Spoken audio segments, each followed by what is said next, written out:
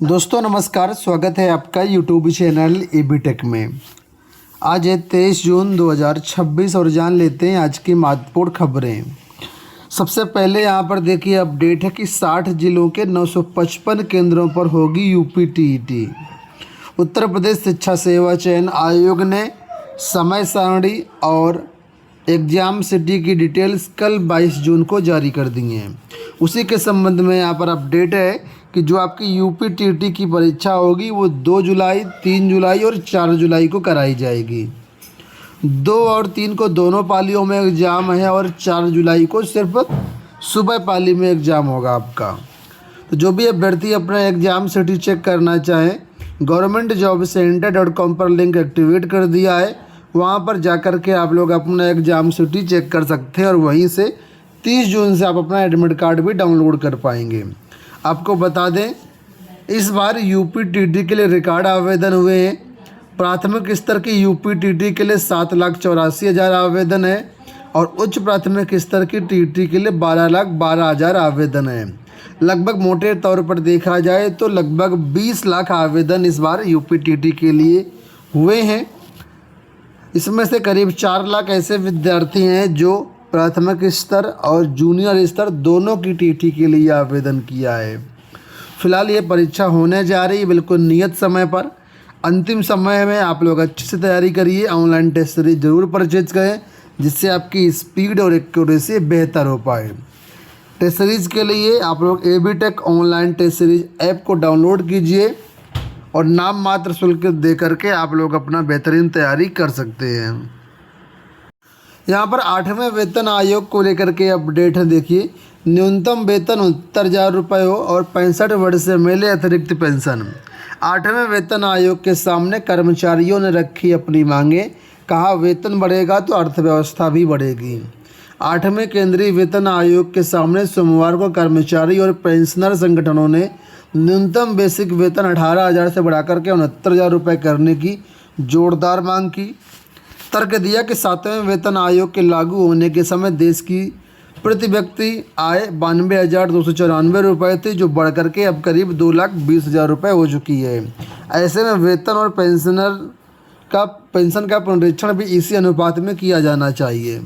राजधानी में आयोग के सदस्य डॉक्टर पंकज जैन की अध्यक्षता में 8 सदस्यीय टीम ने अधिकारियों, कर्मचारियों और पेंशन संगठनों से सुझाव लिए और यहाँ पर कर्मचारियों ने अपनी मांगें रखी और फिटमेंट फैक्टर 3.83 लागू करने की मांग की। अब देखना ये होगा कि इसमें जो अलग अलग सिफारिशें अलग अलग संगठनों से आती हैं और जो वेतन आयोग का खुद का डिसीजन होगा वो क्या कहता है और फाइनली कितना फिटमेंट फैक्टर लागू हो पाता है। फिलहाल 3.83 फिटमेंट फैक्टर लागू करने की मांग की गई है। नीट यूजी का जो परिणाम है जल्द आएगा, ऐसा कहना है एनटीए का। अभी हाल ही में 21 जून को नीट यूजी री एग्ज़ाम हुआ है। इसके बाद एनटीए के महानिदेशक अभिषेक सिंह ने भरोसा दिलाया है कि परिणाम जल्द जारी किया जाएगा। उनका कहना है कि मेडिकल कॉलेजों में प्रवेश के लिए काउंसलिंग प्रक्रिया में किसी प्रकार की देरी नहीं होने दी जाएगी।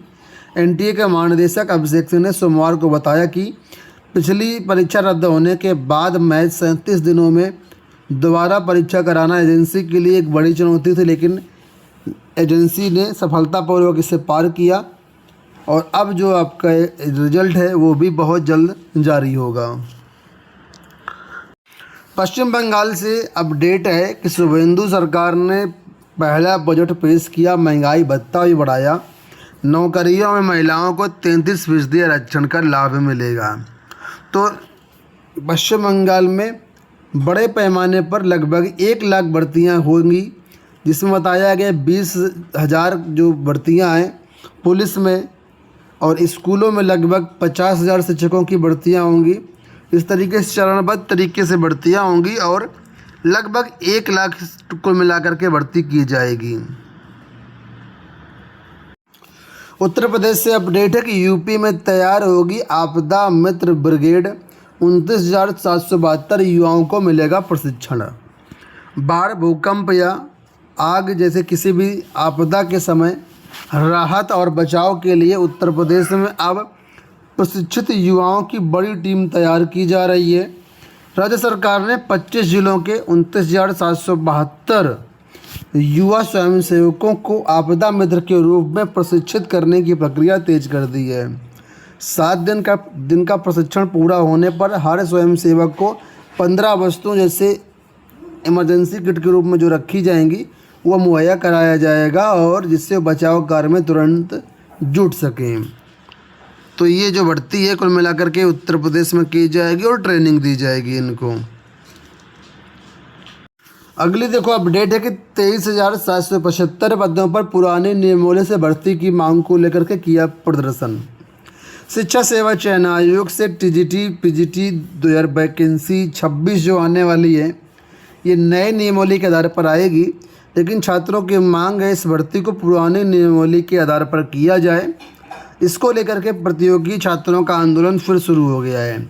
सोमवार को धरना स्थल पर प्रतियोगियों ने प्रदर्शन कर सरकार से जल्द निर्णय लेने की मांग की।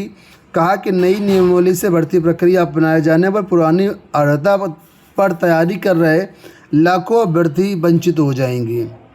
इस कारण नई भर्ती में उन्हें भी आवेदन करने का अवसर दिया जाए और पुरानी नियमावली के आधार पर भर्ती की जाए। यहाँ पर तस्वीरें भी आप लोग देख सकते हैं जिसमें बहुत सारे छात्र आपको दिख रहे होंगे।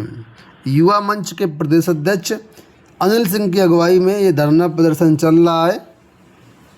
फिलहाल यहाँ पर बताया गया है कि कई बार हमने ज्ञापन वगैरह दिए गए लेकिन कोई भी गंभीरता से इन ज्ञापनों पर विचार नहीं किया गया। इसी के साथ ही असिस्टेंट प्रोफेसर के 1600 से ज़्यादा पदों पर होगी भर्ती। चुनावी साल में बेरोजगारों को असिस्टेंट प्रोफेसर के पदों पर भर्ती का मौका मिलेगा। प्रदेश के 330 अशासकीय सहायता प्राप्त महाविद्यालयों में असिस्टेंट प्रोफेसर के 1600 से अधिक पदों पर भर्ती होगी। उच्च शिक्षा निदेशालय को विभिन्न महाविद्यालयों से रिक्त पदों की सूचना मिली है, जिसे उत्तर प्रदेश शिक्षा सेवा चयन आयोग के पोर्टल पर अपलोड कर दिया गया है।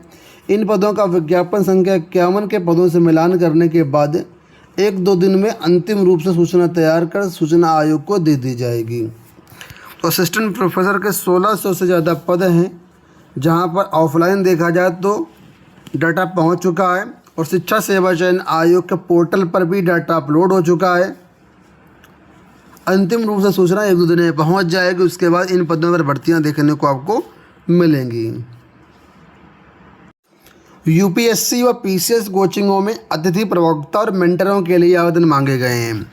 समाज कल्याण विभाग द्वारा संचालित आदर्श पूर्व परीक्षा प्रशिक्षण केंद्र अलीगंज में यूपीएससी और यूपीपीएससी की तैयारी कर रहे अभ्यर्थियों को मार्गदर्शन देने के लिए अतिथि प्रवक्ता ने गेस्ट फैकल्टी के और मेंटरों के चयन की प्रक्रिया शुरू की गई है। जो भी अभ्यर्थी इच्छुक हैं 6 जुलाई तक अपना ईमेल कर सकते हैं और यहाँ पर अतिथि प्रवक्ता बन सकते हैं। चयनित अतिथि प्रवक्ताओं को 90 मिनट के प्रत्येक व्याख्यान के लिए 2,000 रुपये मानदेय दिया जाएगा।